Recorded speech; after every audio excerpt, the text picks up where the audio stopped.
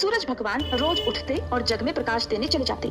एक दिन सूरज भगवान को लगा राणा देव सूखती चली जा रही है, तो राणा देव से पूछा कि तुम्हारे मन में क्या है।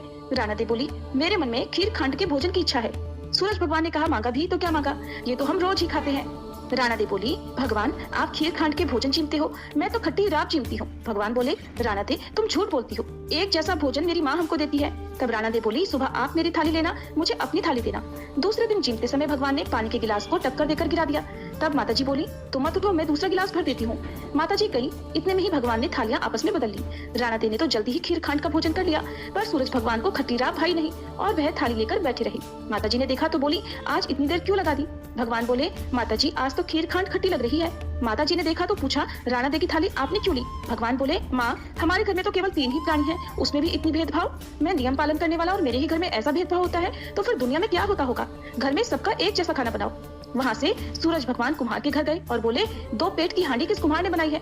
रतन कुम्हार को लगा आज तो भगवान आए हैं, माँ जी तो 1 टका देती थी और ये तो 2 टका देंगे।